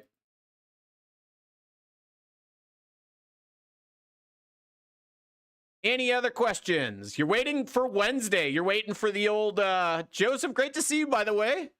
I saw your email about the expressions and everything. Joseph over there, he's one of my customers. He's been with us for a year plus now, right? We can start to say we have multi-year customers. It's been more than a year we've been in business. But he had some questions pertaining to parts using parameters and expressions when it comes to like a family of parts. And we're gonna look at that a little bit come Wednesday. Any other questions outside of that? Looks like we got 117 of you in here. We still got about 30 plus minutes. You guys get to hear me talk and sit here and look all handsome. Should I just put it on my face and hold you guys ransom until you guys start sending me stuff?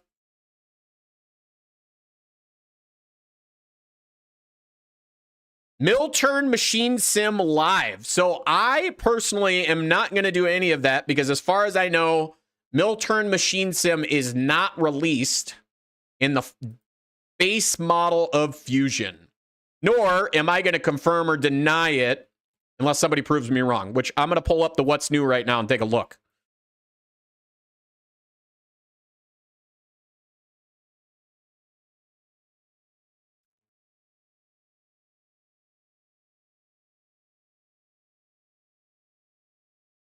Hey, that's something new. We should actually look at that.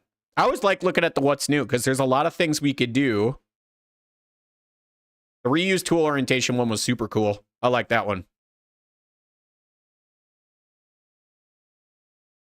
You guys know they added something secret to roughing toolpaths, apparently?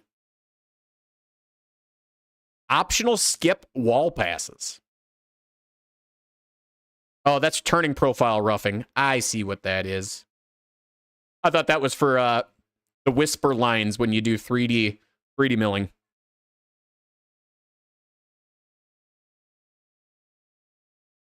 Let's see here. I'm sorry, I'm over on my other side. Matt, was I right? It's not out in the normal Fusion, isn't it? For the record, guys, I will never install the insider version because I don't want to get in trouble. That's my take on it. There's a lot of cool stuff on the insider side of things, but I'm not going to be the one to be the guy that shows you stuff that I shouldn't be showing you.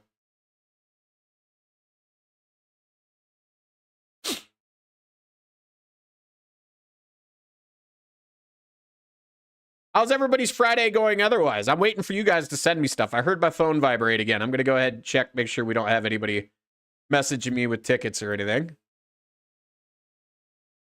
course, it's a text message.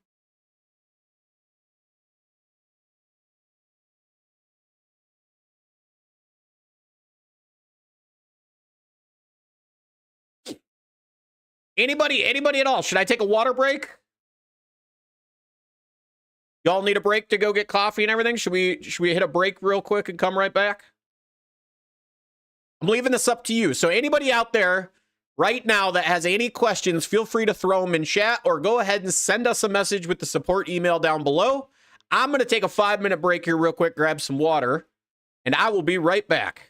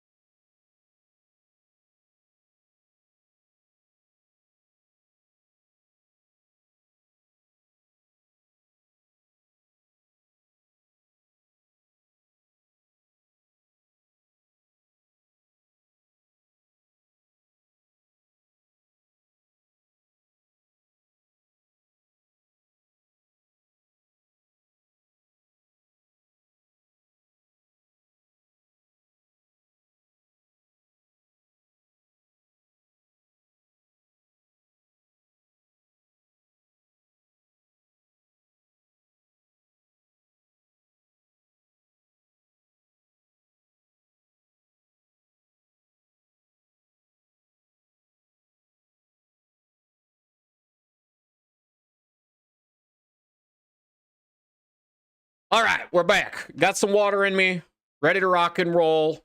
Any other questions? Let's go check the support area, make sure nobody's messaged in. How's everybody else's Friday, by the way?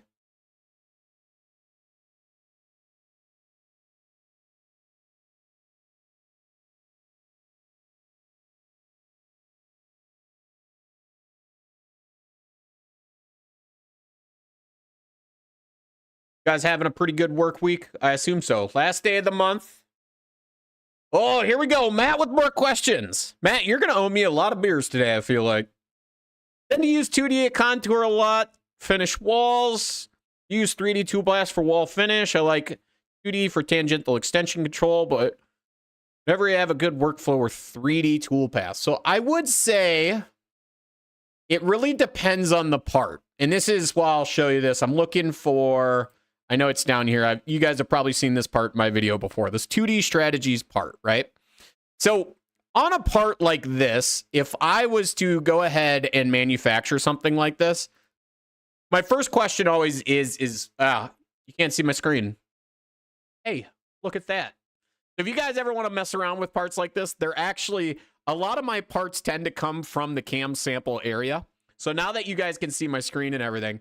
So in my opinion, when I go to machine a part, the first question I always ask is, what is the tolerance of the part, right? Like, let's say this part is roughly plus or minus 3, and there might be like one feature in this case that might be like tighter tolerance than that. Given this is plus or minus 3, if I had to hammer out 5 to 10 of these, I wouldn't waste a lot of time on tool pathing it unless I have to. But if I go ahead and jump into manufacture, create my setup, again, XYZ, stock, pretty self-explanatory. Throw a 3D adaptive clearing at this in this case. Again, we'll go ahead and pull my good old-fashioned standard tools. And then with that, I would go back and I would basically use 3D contour if I didn't want to spend a lot of time machining, right? So again, I go 3D contour. We use our finishing speeds and feeds. Again, because of finishing, we are getting a maximum stepping down.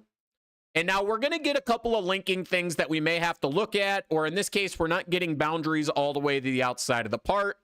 So again, we got that tool outside of boundary type stuff going on.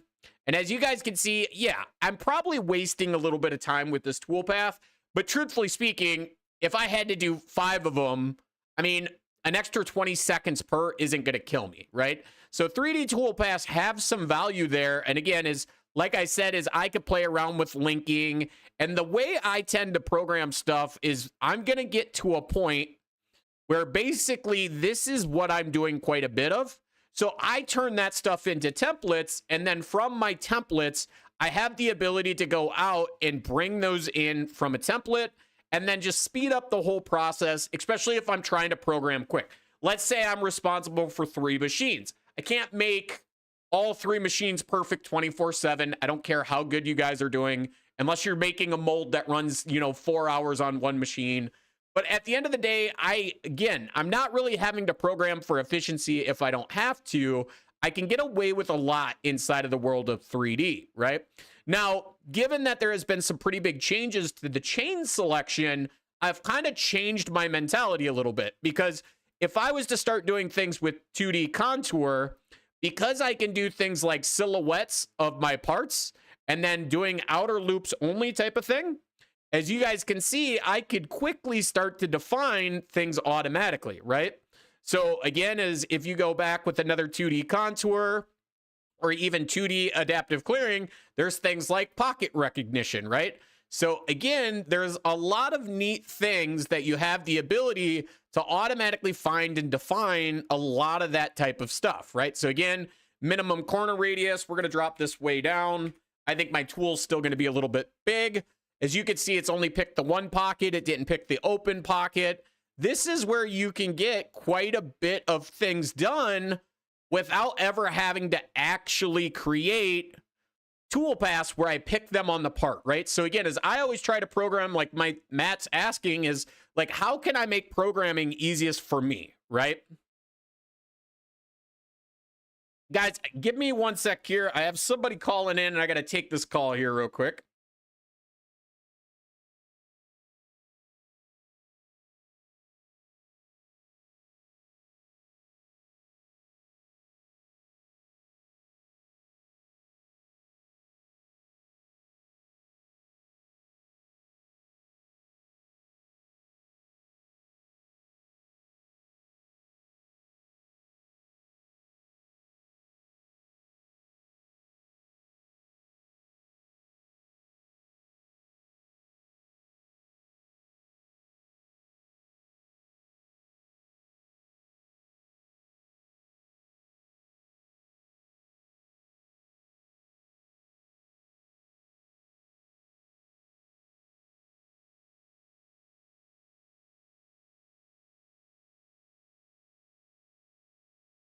All right, we're back. Sorry, one of the customers was in a panic on something that wasn't an emergency. But so, Matt, as you can see, like with the different ways of selection and everything inside of Fusion, as I always put it, is like I always try to make decisions based off like what is going to be the easiest to be able to quickly achieve programming parts, right? So as you can see, something like this using Silhouette can work quite well, using other things like 3D Contour. Again, the nice thing is as you've probably found out over time, is if you're using 2D Contour, you could obviously still turn on things like your wear automatically and stuff like that, right? So again, depending on your situation, everybody's different. I've always just tried to reduce the number of mouse clicks if I can on things. Cool. Outside of that, is there any other questions, any other issue anybody's having?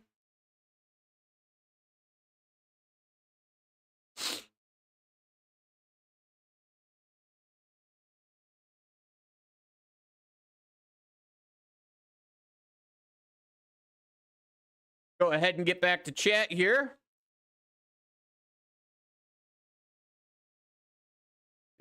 Just to throw it this way, let's see what you got.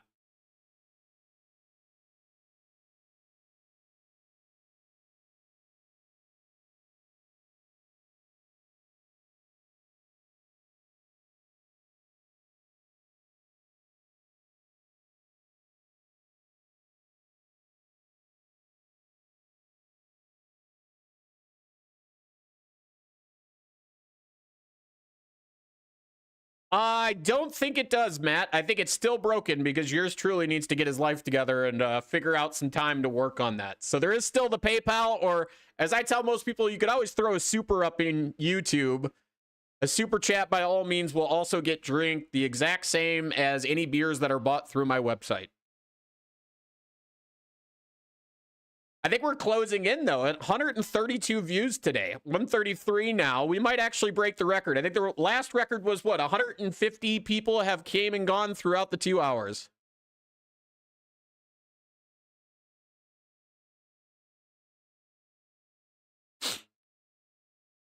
So that would be a little bit of a tricky one. In that, so it's not, I shouldn't say it's tricky. Honestly, I don't know if they do, but I'm not too worried about it, Matt. As you can guess, so if, realistically speaking, I get the way you're thinking about it, but like your tallest WCS isn't really a variable that Fusion could calculate because it doesn't know the difference between your WCSs, right? So if you were to run 2 parts, and I could do this in design to give a little bit better visual. But as you can see, if he had 2 different parts at 2 different WCS heights, Fusion is unaware of the difference in these 2 parts, even with 2 different setups, right? So this is where when you go back to manufacture, we have our first setup for this first part. I do a second setup for the second part. As you guys can see, the whole thing is going to go down. Oh, we need to... Yours truly is messing this up today a little bit. All right, that's the body we want to manufacture. Fixed size box over here. This guy would be on WCS2. And then if we had kind of the same tool paths going on down here, just prepping this.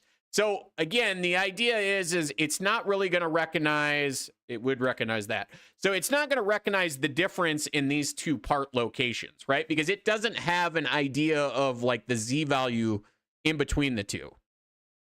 This is why I was saying what your almost better bet is possibly something with the home axis and using the home axis defined in a case-by-case scenario so that it's not rapiding all the way up to G53Z0 every time. It's going to a certain G53 height when jumping between parts.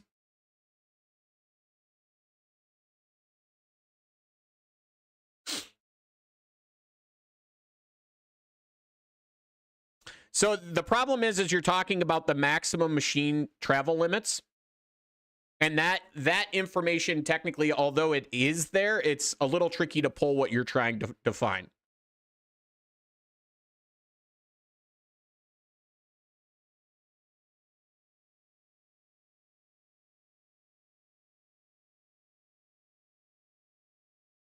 Yeah, so again, is depending on some of the post processors, they do have a diameter retract height based on something that you still manually put inside of the software.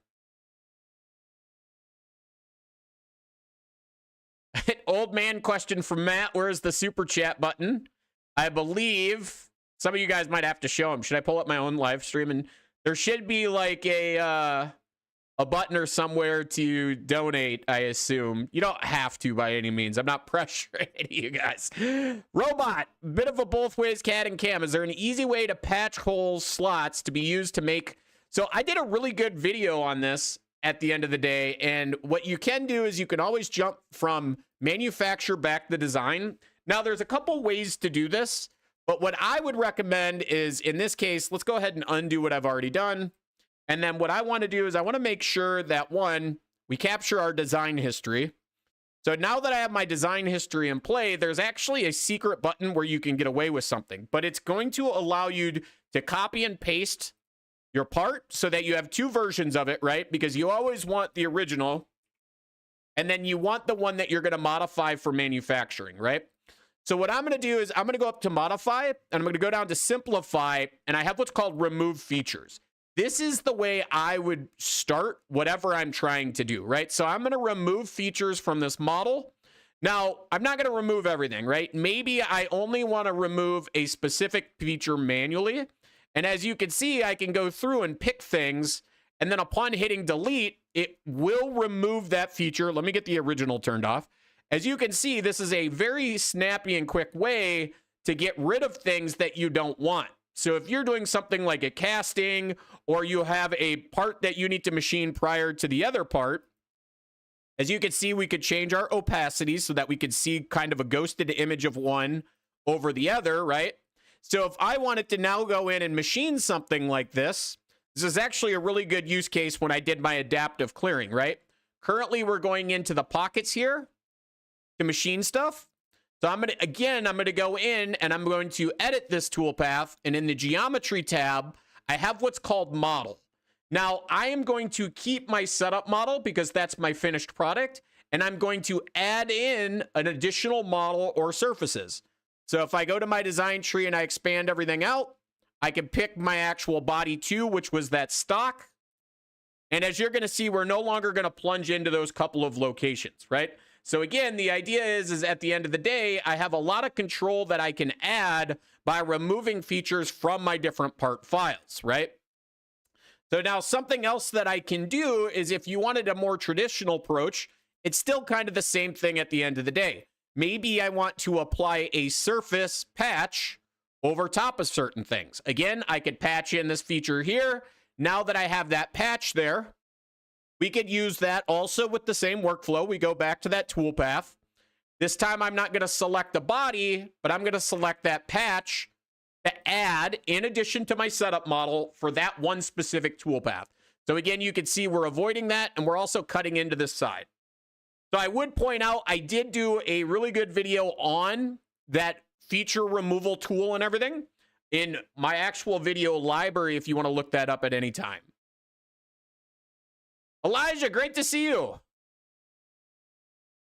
How do you do your heights? I learned it from the Titans of class. I always did stock top or model top, but someone told me to use the retract height and top height.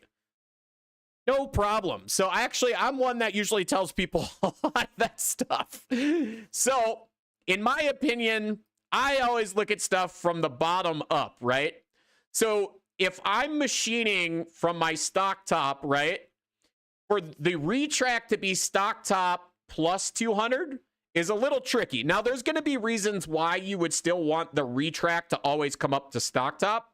And then we have a retract height, which means it's looking for the clearance based on whatever retract is, which is stock plus 0.2, and then adding another 400 to it, right? So these are all parameter-driven type settings. Now, me personally, I have a tendency to set the retract to look at the top height, right? So if I go down here, I have top height.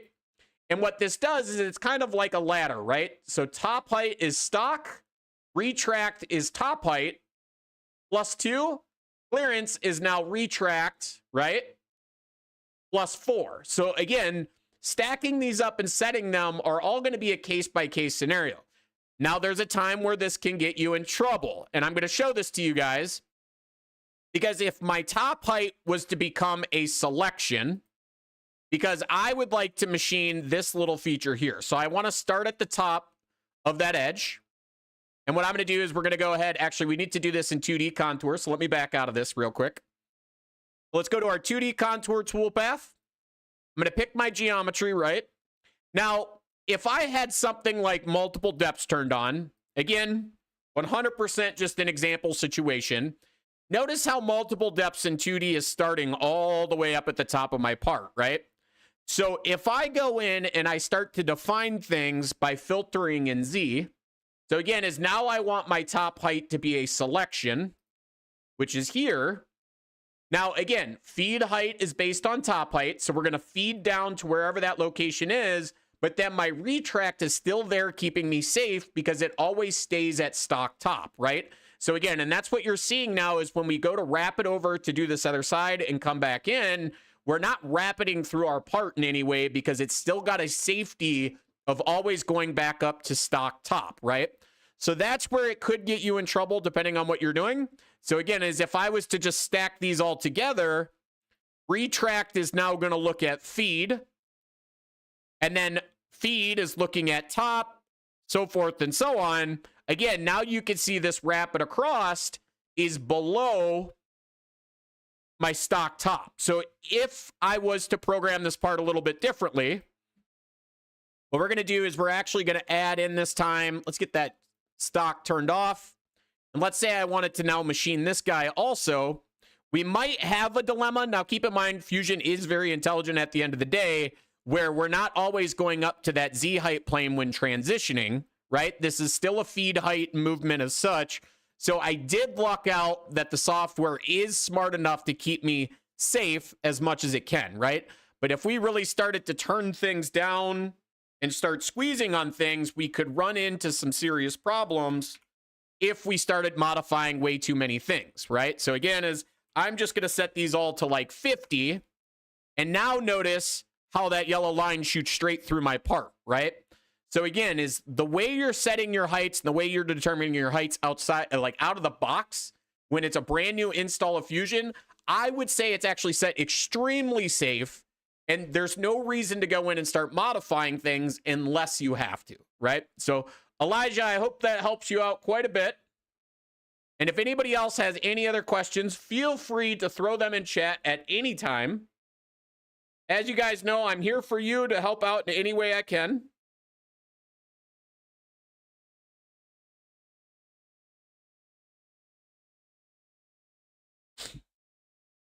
Again, a lot of things you can do with that to speed up cycle times, but as you can see, that one thing, that one little thing different of saying, hey, you know, my retract or my clearance being lower than it needs to be can cause all the problems in the world, right? So again, as we could say stock top, and now as you can see, it's still respecting stock top and shooting across my part when it's going from area to area.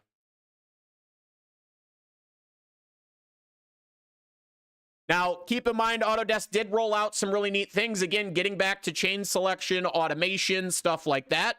This is where I think instead of going through and dealing with all of the ins and outs here, some of my favorite things they did was, for example, I want to machine down to fixture top.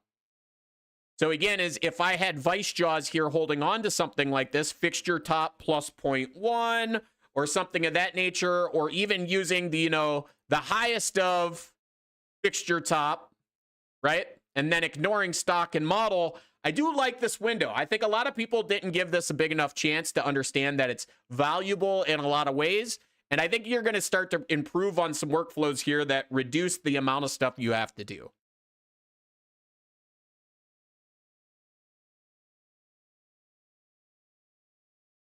So you want to adaptive my second op hat, but not mill, but only mill the side and not the top of the hat. So perfect example of that would be is if this part was thicker, let's say it's actually 2 inches, and then we're going to offset from top.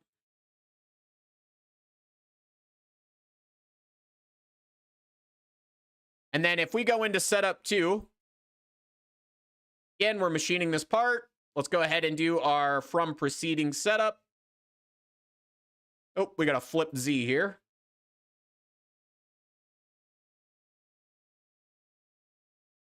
There we go. We're machining from the backside, of course.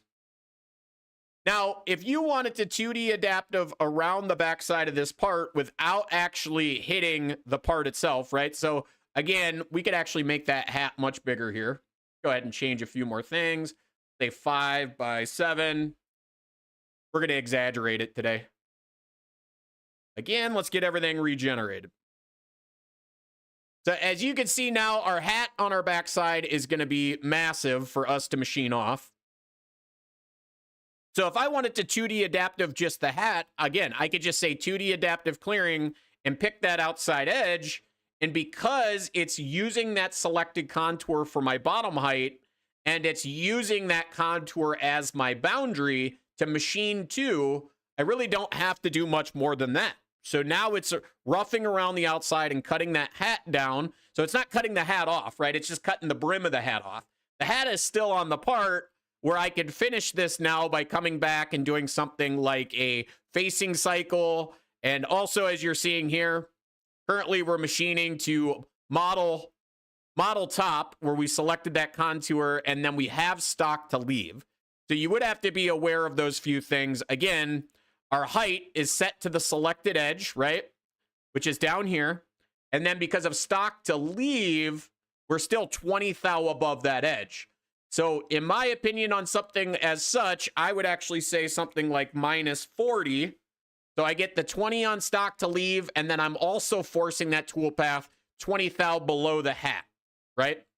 So again, based on pretty standard settings, you could go one step further. You could always say, you know what?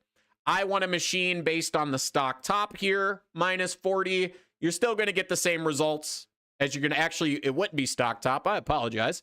That would be model top, right? So there, as model top, it still does the same thing. So again, if you played the game of, you know what, the edge I'm not machining, I'm not machining that top edge. I'm machining around the bottom here. I'm going to leave where this goes in right here, just so you guys could see that thing come in and gouge, of course. But again, is because we told it to use model top, it's respecting that.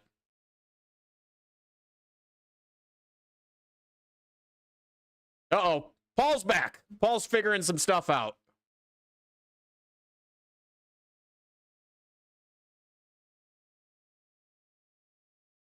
Questions outside of that, guys. We're 3 away. I think we're 3 away from the 150 record. 150 views while I'm live.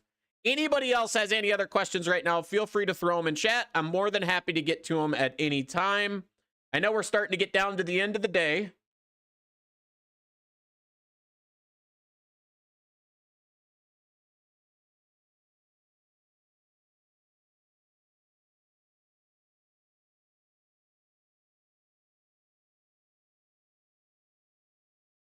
Going once, going twice.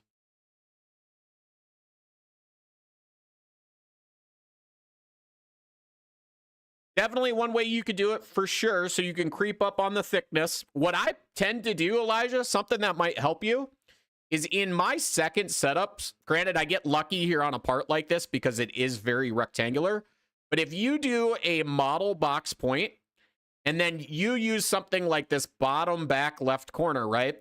I've always thought of it as, now my model is sitting on a set of parallels or a set of soft jaws, and the depth of those soft jaws is now known. So to really cut down on cycle time and setup 2s, I have a tendency to set that on the parallel, and then knowing my parallel height, that's where I pull everything from. I also actually tend to do this on my first setup as well. So even though, and I think this is kind of a really good point to make, I think a lot of people forget in Fusion's world of automating the system. So here's a good example. I'm putting my work offset bottom back left corner, right? So if I had a stop over here to the left and it's sitting on maybe some aluminum jaws that I milled a step in, I can still probe this even though that's not top dead center. I think a lot of people don't realize that in the world of probing, so if I do probe WCS right now, and we go ahead and grab our probing tool. And then with that being said, again, my geometry now is going to be based off my stock. There's my X and Y positioning, right? Fusion is going to do the math from this point to where the probe needs to be. And then when it adjusts my work offset, it's going to adjust the one in the corner. So it doesn't actually need to be top dead center where my probe comes in. I could actually probe just about any feature to pick up. It's still going to adjust it where it is inside of the actual machine. So it automatically does that math. And I think people forget about that. But if I'm moving quick and doing parts like we kind of talked about here, the top of my soft jaws, back left corner, I can basically flip this part over, again, because my stop is going to be touching my part here because I've always machined that, and away we go, right? We can start to move quicker and quicker. That way you don't have to do, like you're saying, creep up on the thickness of the part. I already know the thickness because it's all calculating bottom up. Any other questions outside of that, guys?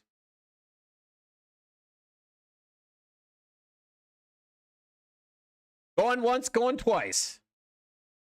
We are just over the 2-hour mark.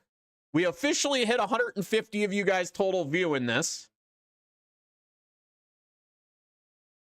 Technically, we're tied. We got to get 151, I think. We'll give it a few more seconds. I'm going to blabber to you guys, of course. You guys all know how to support this channel. We love it. We love the likes. We love the subscribes. Oh, I should mention, we're about to hit 2,000 subscribers on our channel. And I'm highly debating on what type of giveaway we should do at the 2,000 subscriber mark. But if you're somebody that feels like you want to give a little bit more, now you don't have to spend hundreds of dollars to support this channel. You can obviously just buy me a beer or leave a super chat. In any way, shape, or form, those little things along the way come in extremely handy. And as a lot of you guys have shown, you want to jump into a meeting with somebody, you want to get an answer, you don't want to wait for somebody to get back to you, or as a lot of you that are my customers have called me on a Friday, Saturday, and Sunday and asked questions, I'm here for you guys, right? You guys all know yours truly, Fusion Phil over here at jitcadcam. I'm here for you guys to support in any way I can with your Autodesk Fusion software needs. So I think that's it. Is that it? We're just lingering at 150. Just 150. Jeff, what's going on? Jeff, that's all right. You could go back and watch the video. I'm kind of hanging out. I'm just lingering. I'm lingering right now. Can I pop this window out and bring it over on my other screen? Let's see. Can you guys see this? Hold on. Will OBS let me show this? So right now there's 19 of you by my count in here, but we're at 150. We're just sitting here waiting for the next person. The next viewer that comes in, we're going to celebrate. There it is, 151. Boom. Guys, it's been a great week. I appreciate all of you coming out and enjoying this channel. I'm going to leave you to it. You guys go off, do great things. Start the month on Monday, fresh, rested, and relaxed. With that, I'm out. Have a good one.